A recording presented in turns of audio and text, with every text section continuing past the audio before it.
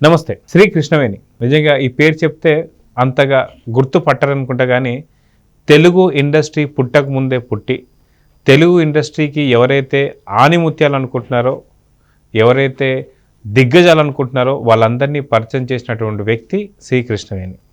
అయితే ఏ శ్రీ కృష్ణవేణి అసలు ఎవరిని పరిచయం చేసిందంటే చాలా సింపుల్గా చెప్పాలంటే అన్నగారు ఎన్టీ రామారావు గారికి ఫస్ట్ పారితోషికం ఇచ్చింది ఆవిడే, ఘంటసాల గారిని పరిచయం చేసింది ఆవిడే. ఇలా చెప్పుకుంటూ పోతే తెలుగు ఇండస్ట్రీ ఇప్పుడు ఇలా ఉంది అంటే ఖచ్చితంగా శ్రీకృష్ణవేణి గారు లేకపోతే ఇప్పుడు ఇండస్ట్రీలో చాలా వరకు లేనట్టు అని చెప్పుకోవాలి.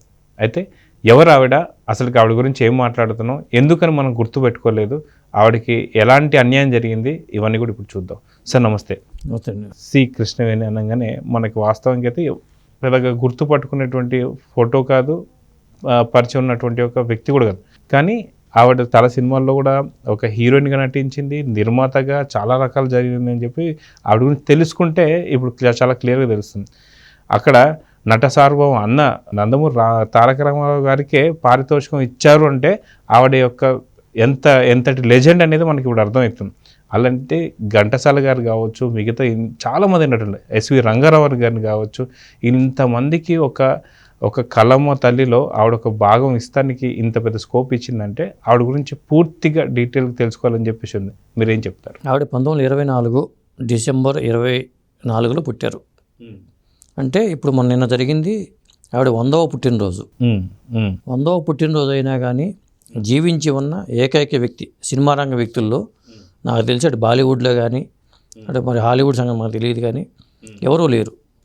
100 సంవత్సరాలు జీవించి ఉన్న సినీ ప్రముఖులు ఎవరైనా ఉన్నారంటే ఒక కృష్ణవేణి గారని చెప్పాలి. ఇప్పటికీ కూడా ఆవిడ చాలా ఆరోగ్యంగానే ఉన్నారు.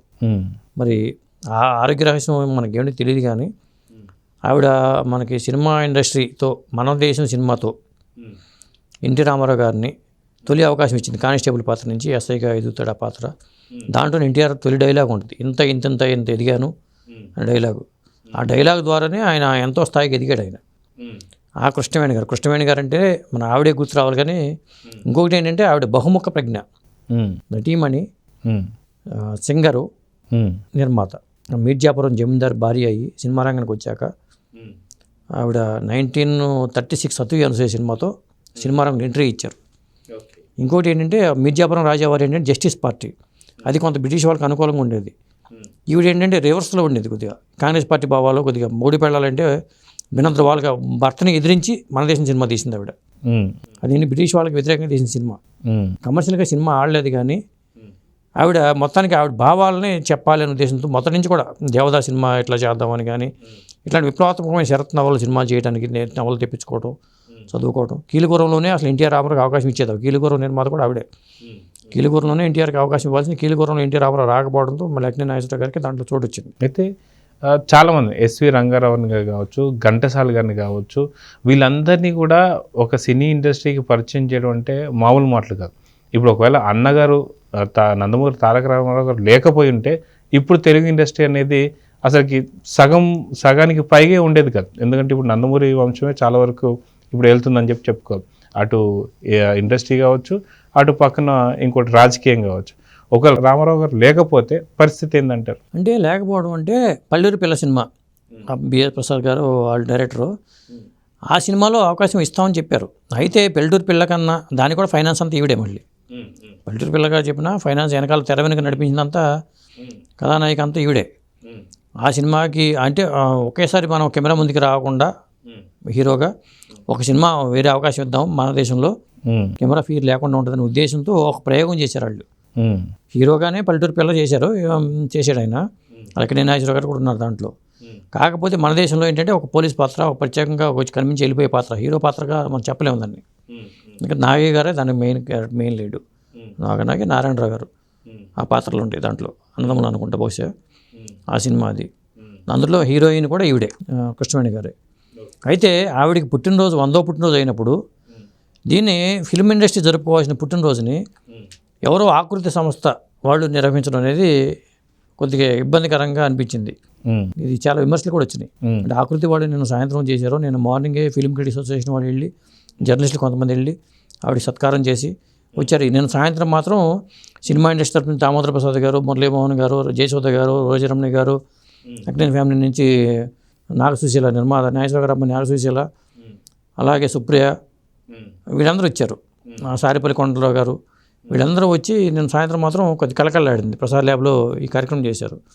అయితే ఇది ఇండస్ట్రీ తరఫున చేసి ఉంటే బాగుండేది అనే టాక్ అయితే వచ్చింది. అయితే తెలుగు ఇండస్ట్రీ కావచ్చు, ఇక పక్కన ఎక్కడున్నా సరే మిగతా సినీ ఇండస్ట్రీలో కూడా ఎక్కడ కూడా 100 సంవత్సరాలు జరుపుకున్నటువంటి ఒక నటి కావచ్చు, ఈవిడ గురించి చెప్పుకోవాలంటే మీరు ఇందాక అన్నట్టు బహుముఖ ప్రజ్ఞాశాలి అన్నట్టు, ఆవిడకి సంబంధించి ఇన్ని రంగాలలో ఉన్నటువంటి వ్యక్తి అనేది ఎవరు లేరు.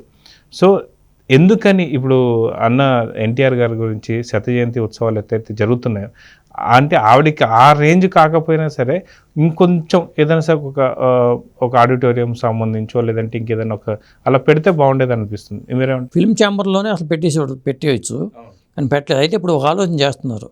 ఎన్టీ రామారావు గారి వర్ధంతి రేపు జనవరి 18 ఉంది. ఈ 18వ తారీఖునే ఆ రోజుని కృష్ణవేణి గారిని సత్కరించాలనేది కార్యక్రమం కూడా పెట్టుకున్నారు. బహుశా ఆ టైంలో అంటే వాళ్ళు అది కూడా ఎన్టీఆర్ శత జయంతి కమిటీనే చేస్తున్నారు సమాచారం. సినిమా ఇండస్ట్రీ చేస్తే బాగుంటుంది. ఇంకొకటి ఏంటంటే నంది అవార్డులు అనేవి మరుగున పడిపోయినాయి. గవర్నమెంట్ రాష్ట్ర విభజన తర్వాత నంది అవార్డు ఇవ్వడం పోయింది. నిన్న జూపల్లి కృష్ణారావు గారు మంత్రి సాంస్కృతిక శాఖ మంత్రి వచ్చారు అక్కడ కార్యక్రమానికి, మంత్రి గారు వచ్చారు కాబట్టి ఆయన దృష్టికి తీసుకొచ్చారు మురళీమోహన్ గారు. ఈ అవార్డులు మళ్ళీ పునరుద్ధరించండి అని చెప్పారు. ఆయన చెప్పినప్పుడు జయశోద గారు ఒక మాట అన్నారు. ఏమన్నారంటే అదే వేదిక మీద ఈ అవార్డులు మళ్ళీ పునరుద్ధరించి అదే వేదిక మీద కృష్ణవేణి గారు సన్మానం కూడా చేస్తే బాగుంటుందని మంచి ప్రపోజల్ అది. ఎందుకంటే జీవించి ఉన్న వ్యక్తులు సినిమా రంగానికి ఎంతో సేవ చేశారు. వాళ్ళు శోభనాచల స్టూడియోస్ అని పెట్టారు చెన్నైలో. వీళ్ళ ఇంట్లోనే కొన్ని వందల సినిమాల షూటింగ్లు జరుపుకున్నాయి. తెలుగు, తమిళ్, కన్నడ, ఒక భాష కాదు అనేక భాషల వాళ్ళు అక్కడ వచ్చేవాళ్ళు. ఉమ్మడి మద్రాసు రాష్ట్రంలో ఉన్నప్పుడే ఇండస్ట్రీ అంతా అక్కడే ఉండేది కదా, మద్రాసులోనే ఉండేది. అక్కడ అనేక స్టూడియోలు ఉన్నాయి. అందులో శోభనాచల స్టూడియో ఒకటి, మిర్జాపురం రాజా గారు స్థాపించిన స్టూడియో. ఆ మిర్జాపురం రాజా వారికి చిన్న వయసులోనే భారీగా అయింది ఈవిడ. అట్లా అయితే మొత్తానికి ఈవిడ గురించి చూసుకుంటూ పోతుంటే ఈవిడ గారి కూతురు కూడా అనురాధ గారు కూడా చాలా సినిమాలు తీశారని. అవును, అనురాధాదేవి అని ఆవిడ శ్రీవారి ముచ్చట్లు, రాముడే రావణుడు అయితే ఇలాంటి సినిమాలు చాలా ఉన్నాయి ప్రొడ్యూసర్గా. ఇప్పుడు 3వ తరంలో కూడా కొంత ఆలోచన ఉంది, మనం కంటిన్యూ చేయాలి సినిమాల నిర్మాణం అనేది. ఇప్పుడు అనురాధాదేవి గారు అల్లుడు గారు కూడా సినిమాలు చేయడానికి సంకల్పించారు. వాళ్ళు కూడా ఆ ప్రయత్నాల్లో ఉన్నారు మళ్ళీ. ఎందుకంటే అక్కినేని నాగేశ్వర గారితో చాలా సినిమా, అక్కినేని నాగేశ్వర ఏంటి దాదాపు అందరు డైరెక్టర్, దాసనాథ్ గారితో, కోదండరామిరెడ్డి గారి డైరెక్షన్లో ఆల్మోస్ట్ చాలామంది డైరెక్టర్లతో అనురాధాదేవి గారు సినిమాలు తీశారు, చాలా సినిమాలు చేశారు.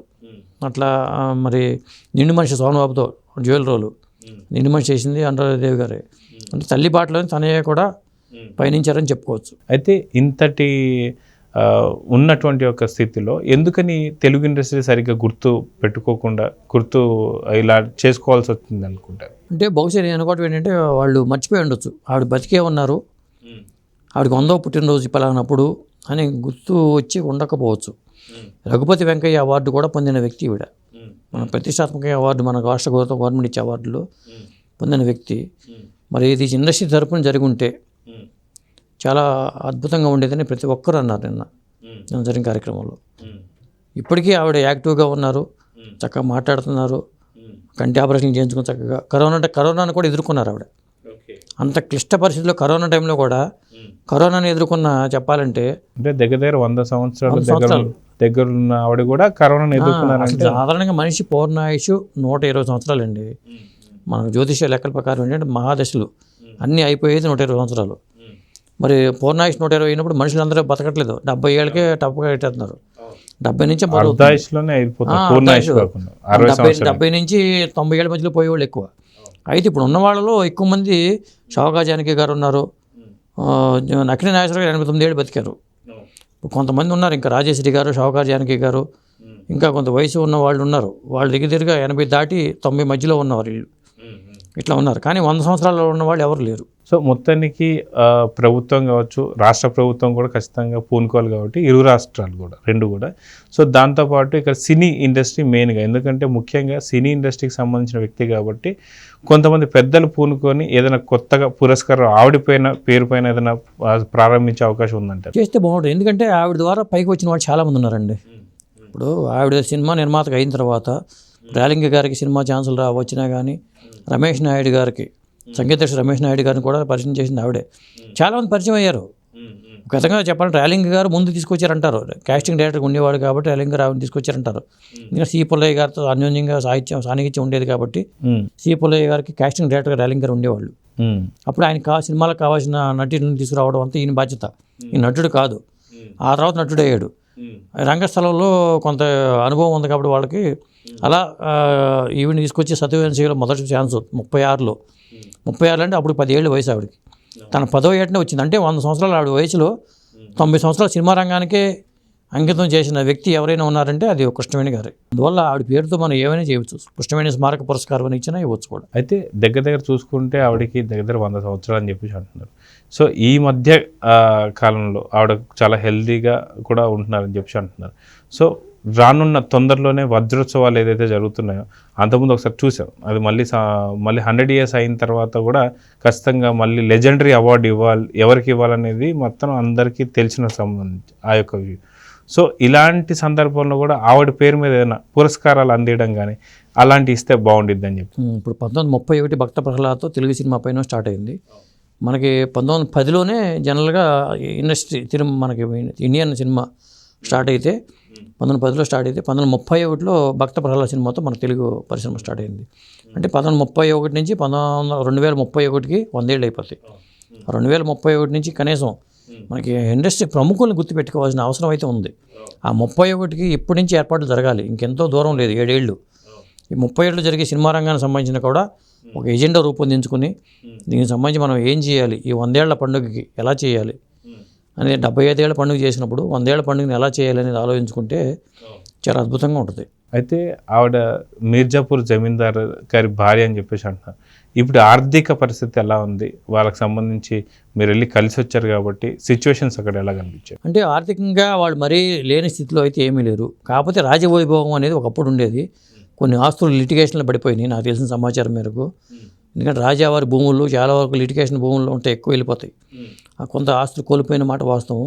ఆ స్టూడియో కూడా ఇప్పుడు వెళ్ళకుండా లేదు. ఇట్లా కొన్ని ఆస్తులు పోయినాయి కానీ వాళ్ళకి ఏం లోటుపాట్లు ఏమీ లేవు, హ్యాపీగా ఉన్నారు. మళ్ళీ వాళ్ళ అల్లుడు గారు కూడా సినిమాలు చేస్తున్నారు. మనవరాలు డాక్టరు. ఇట్లా నిన్న వెళ్ళినప్పుడు కూడా మనవరాలు గారు కూడా కలిశారు.